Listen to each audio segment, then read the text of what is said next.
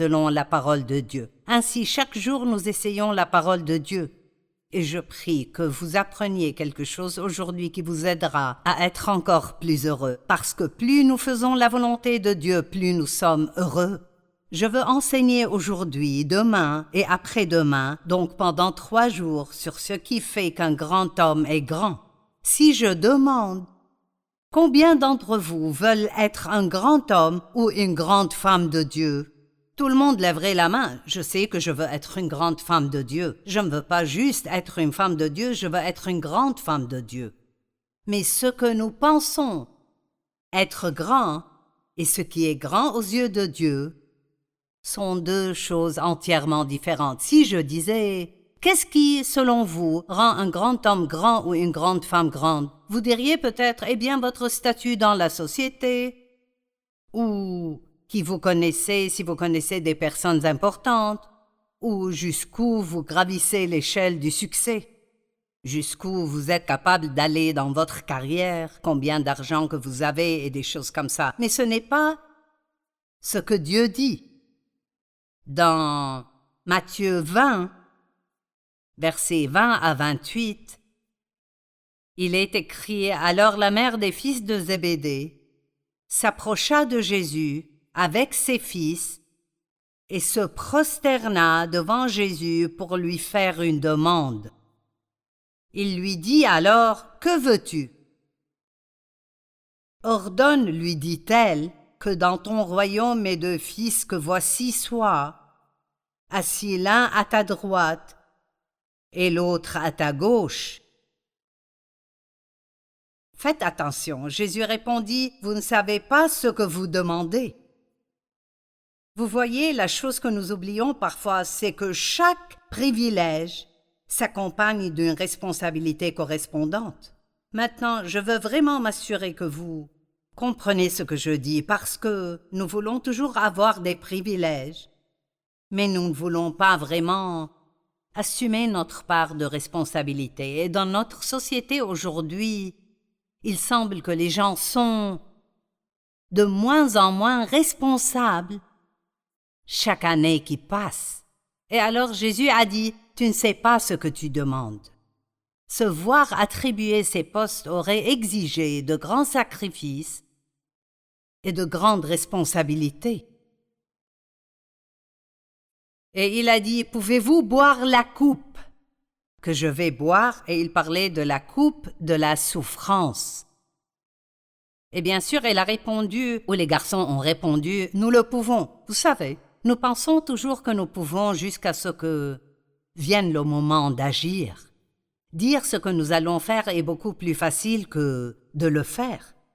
Jésus leur répondit, « Vous boirez en effet ma coupe, mais quant à être assis à ma droite et à ma gauche, cela ne dépend pas de moi et ne sera donné qu'à ceux pour qui mon Père l'a préparé. » Donc je veux que vous compreniez aujourd'hui que quelle que soit votre position dans la vie,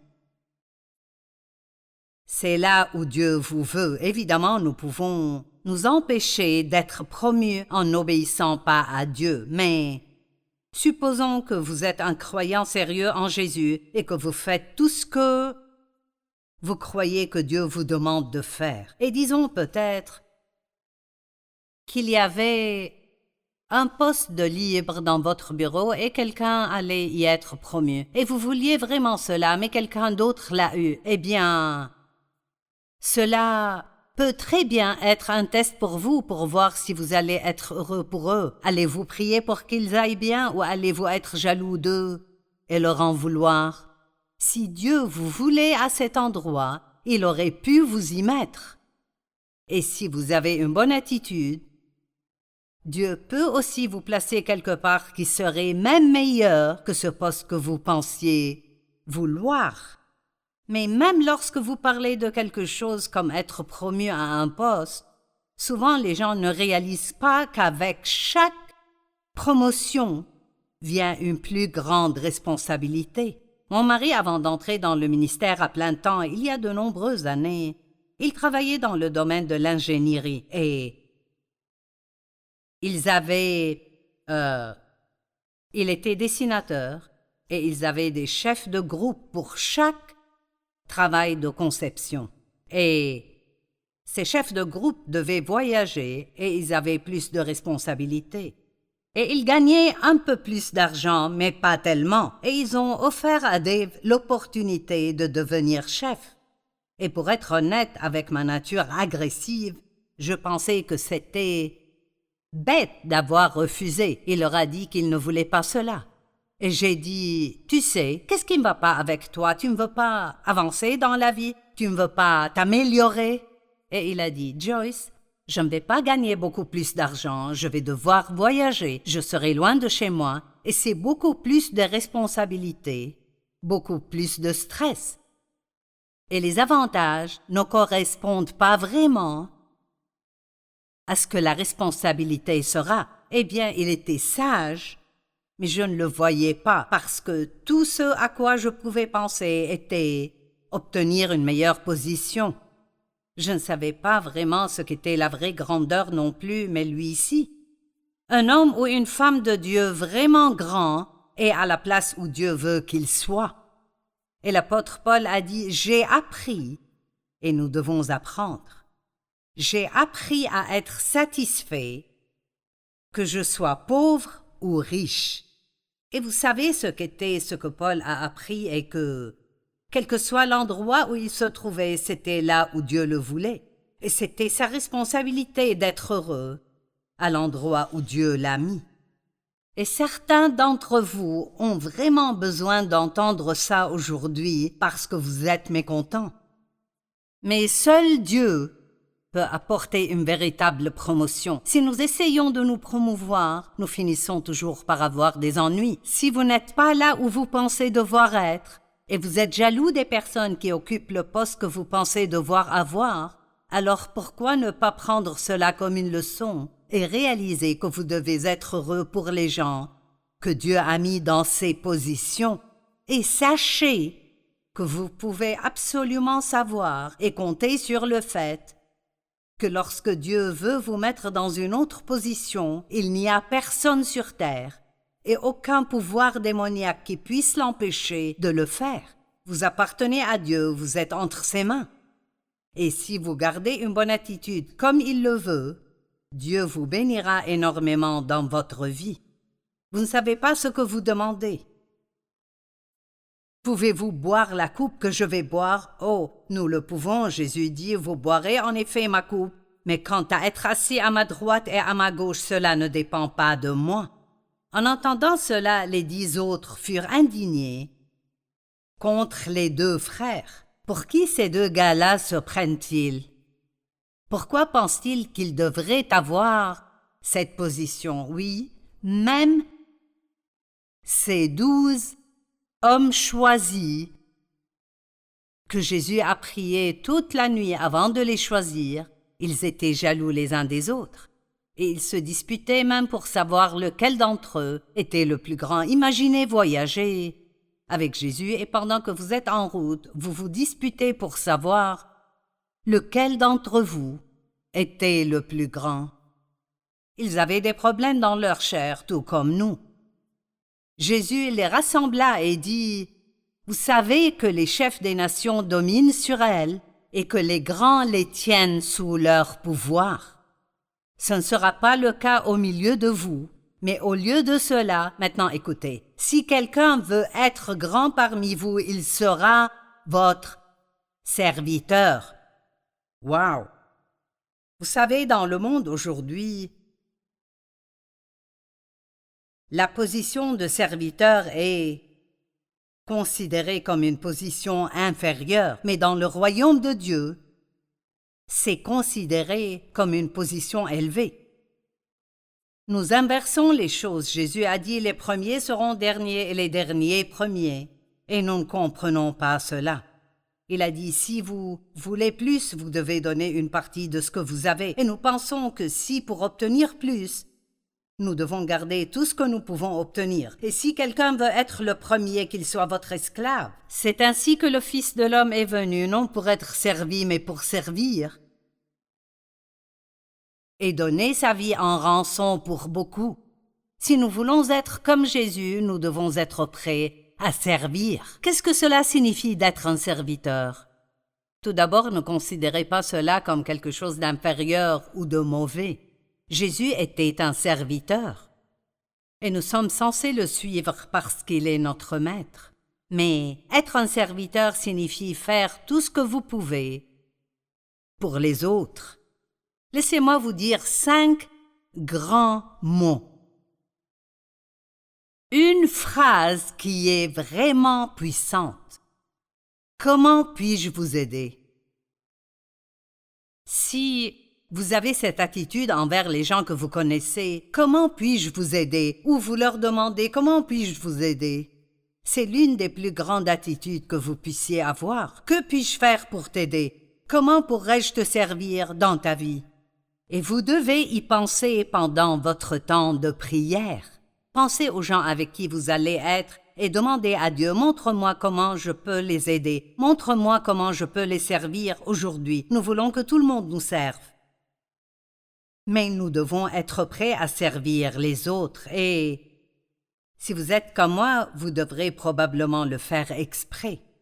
Je n'ai pas naturellement le don d'aider, je préférerais que quelqu'un m'aide. Mais je sais que Dieu veut que je sois un leader serviteur. Et donc je dois donner l'exemple en faisant des choses pour les autres. Et parfois je dis au Seigneur, que puis-je faire pour Dave, pour mon mari? Parce que très souvent nous sommes disposés à faire quelque chose comme un ministère dans une église que nous ne ferions même pas pour notre propre famille à la maison. Et donc, la dernière fois que j'ai demandé « Que puis-je faire pour Dave ?» il a dit « Prépare-lui une tasse de café et apporte-la lui dans son bureau. » Faire une tasse de café ne semble pas être grand-chose à moins que ce soit le café de Dave, parce que Dave ne boit pas vraiment du café. Il boit du lait et de l'édulcorant avec un peu de café mélangé avec. Donc, pour faire le café de Dave, vous devez faire le café. Ensuite, vous devez faire chauffer de la crème fouettée liquide et vous devez sortir le lait et faire chauffer le lait. Et puis, il ne veut même pas toute la dosette de café, alors vous versez la moitié du café. Et puis, vous mettez tout le lait dedans et ensuite, il aime 3 édulcorants artificiels dedans. Et donc, c'est tout un engagement de faire une tasse de café à Dave. Mais c'est incroyable de voir comment le simple fait de faire de petites choses pour les gens peut améliorer votre relation et la garder forte et solide. Je me demande combien de divorces de moins nous aurions si les gens mariés avaient l'attitude de « Comment puis-je te servir ?» Que puis-je faire pour toi? Mais si souvent, nous nous marions et la seule chose que nous avons en tête est ce que l'autre devrait faire pour moi. Et vraiment, si nous servons les autres et nous les mettons entre les mains de Dieu, et nous disons à Dieu ce que nous voulons, alors il nous donnera toujours plus que ce que nous pourrions même imaginer. Une autre façon de servir les gens est de prier pour eux. J'ai quelqu'un assis ici dans le studio que vous ne pouvez pas voir qui prie pour moi pendant que je vous sers. Et cette femme en particulier prie pour moi depuis plus de 30 ans. Et c'est l'un des plus grands cadeaux que vous puissiez offrir aux gens, c'est de prier pour eux. Nous avons besoin de prière. C'est l'une des plus grandes choses dont nous avons besoin. Vous pouvez simplement les aider dans tout ce qu'ils font. Vous pouvez simplement les aider. Si vous connaissez une mère célibataire qui s'épuise parce qu'elle a 2 emplois et elle s'occupe de 3 enfants, et l'homme avec qui elle était mariée ne paie pas de pension alimentaire, proposez-lui de faire du babysitting une journée entière pour qu'elle puisse avoir une journée de paix, ou offrez-lui un chèque cadeau pour emmener ses enfants déjeuner. Si nous arrêtons de penser à nous-mêmes assez longtemps pour vraiment passer un peu de temps à prier et à demander à Dieu « Que puis-je faire pour aider quelqu'un d'autre ?» nos vies seraient tellement meilleures. L'une des choses que Dieu m'a enseignées et que je voudrais partager avec vous, c'est que vous ne pouvez pas être heureux et égoïste. Rappelez-vous cela. Certains d'entre vous qui sont mécontents, votre problème pourrait être que vous êtes juste égoïste et égocentrique. Et même si vous êtes chrétien et vous aimez Jésus, vous ne faites vraiment rien pour personne d'autre. Ne vous fâchez pas contre moi. Dieu devait me dire cela. Je ne pouvais pas comprendre pourquoi je n'étais pas heureuse. J'avais un bon ministère, un bon mari, 4 bons enfants, une belle maison, 2 automobiles. Nous n'avons aucun stress financier, mais je n'étais toujours pas contente. Je n'avais pas ce contentement. Et j'ai demandé à Dieu, « Quel est mon problème? Pourquoi ne suis-je pas heureuse? » Et il m'a dit, « Tu es égoïste. » Si vous voulez vraiment savoir ce qui ne va pas dans votre vie, demandez à Dieu. Il pourrait vous dire quelque chose que vous ne voudrez pas entendre.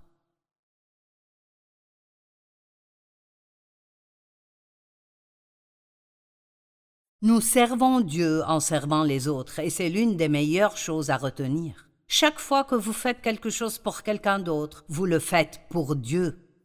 Jésus a dit à certains des disciples, c'est dans Matthieu 25, il a dit « Vous avez des brebis et des boucs. Et quand je reviendrai, il y aura un moment où les brebis seront séparées des boucs, et les brebis iront à ma droite et les boucs iront à gauche. » Puis il a continué en disant une parabole. « J'étais malade et vous êtes venu me rendre visite. J'avais faim et vous m'avez nourri. J'avais soif et vous m'avez donné à boire. J'étais dans le besoin et vous m'avez aidé. » Et ils ont dit, « Quand avons-nous fait cela pour toi ?» Il a dit, « Si vous l'avez fait au plus petit de mes frères, c'est à moi que vous l'avez fait. » C'était les brebis. Et les moutons sont plutôt... Ils sont assez faciles à vivre, ils suivent facilement. J'aime toujours dire que les moutons disent « bah », mais les chèvres disent toujours « mais ». Les chrétiens chèvres ont toujours une excuse pour expliquer pourquoi ils ne peuvent pas faire ce que Dieu leur demande de faire. Et ensuite il a dit « Mais ceux d'entre vous à gauche, j'étais malade, vous n'êtes pas venus me rendre visite, j'avais faim, vous ne m'avez pas nourri, j'avais soif, vous ne m'avez rien donné à boire. » Et ils ont dit, « Quand étais-tu comme ça et nous ne t'avons pas aidé ?» Et il a dit, « Si vous ne l'avez pas fait pour le plus petit de mes frères, vous ne l'avez pas fait pour moi. » Pouvons-nous comprendre aujourd'hui que Jésus prend très personnellement la façon dont nous traitons les autres? Si vous faites quelque chose pour quelqu'un d'autre, Dieu considère cela comme si vous le faisiez pour lui. Si vous voulez servir Dieu, vous ne pouvez pas servir Dieu à moins que vous ne vouliez servir les gens. Je répète, si vous voulez servir Dieu, vous ne pouvez pas servir Dieu à moins que vous ne vouliez servir les gens. Servir Dieu, ce n'est pas seulement dans l'Église, ou être le conducteur de louanges dans votre Église, ou être à la tête d'un comité. Et même si vous avez tout cela, vous devez toujours faire les choses que font les chrétiens normaux et réguliers. Et l'une d'elles est de servir les autres. Certains d'entre vous pensent « Je suis juste dans le ministère de l'aide et tout ce que je fais, c'est « Je nettoie les toilettes à l'église. » Vous savez quoi? Nos gens qui nettoient les toilettes ici, ils se mettent au travail. Certains d'entre eux à 3h30 du matin avant que le personnel n'arrive. Et vous savez, ce sont quelques-unes des personnes les plus formidables du bâtiment. Quand les leaders arrivent, les gens pensent que ce sont les meilleurs, mais peut-être que Dieu le voit différemment de comme nous le voyons. Dieu ne voit pas comme l'homme voit, il voit le cœur. Je sens que c'est un bon enseignement et je pense que ça va vraiment aider quelqu'un. Que faites-vous pour quelqu'un d'autre? Ne vous laissez pas prendre par les titres et ne faites pas un grand spectacle de tout. Soyez simplement simple. Soyez un serviteur et faites ce que vous faites pour le Seigneur. Matthieu 23, 1 à 12. Alors Jésus s'adressa à la foule et à ses disciples en disant, « Les spécialistes de la loi et les pharisiens interprètent Moïse. Tout ce qu'ils vous disent de faire, faites-le donc, mais n'agissez pas comme eux, car Ils disent et ne font pas. C'est très important pour moi que je ne sois pas un imposteur.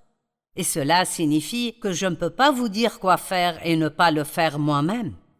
Et il a dit, il lit des fardeaux pesants, des charges très lourdes et les mettent sur les épaules des hommes. Ils leur disent de faire ceci et ceci. Mais il a dit, mais ils ne veulent pas les remuer du doigt.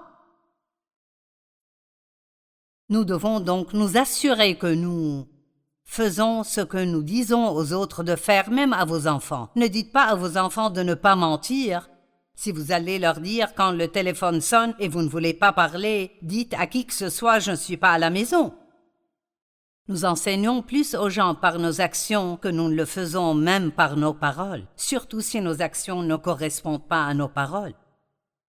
Toutes leurs actions, ils les font pour se faire remarquer des hommes. Ils donnent un grand spectacle. Ils aiment les places d'honneur dans les banquets et les sièges les plus importants des synagogues. Ils aiment être salués sur les places publiques et être appelés rabbi par d'autres. Mais vous ne devez pas vous faire appeler rabbi, car vous n'avez qu'un seul maître et vous êtes tous frères.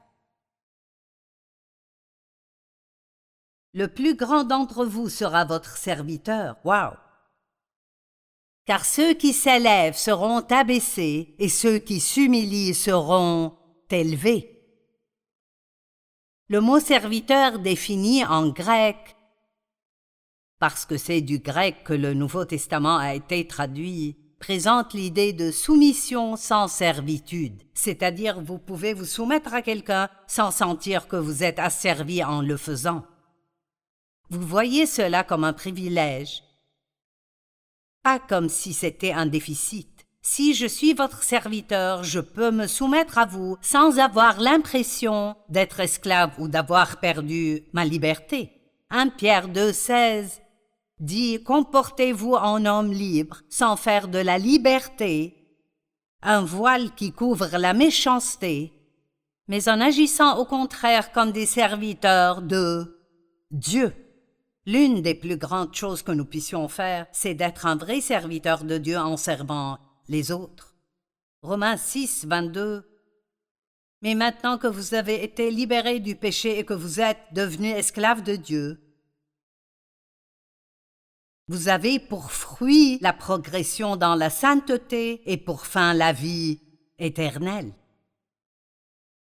Et un dernier verset pour aujourd'hui, Éphésiens 6, 5 et 6 dans le classique amplifié. « Serviteurs, esclaves, obéissez à vos maîtres terrestres, avec toute la crainte qui s'impose et avec un profond respect, avec sincérité de cœur et toute droiture, et cela par égard pour Christ. » Combien de personnes se fâchent ou s'énervent même si leur patron leur dit de faire quelque chose ou de ne pas faire quelque chose.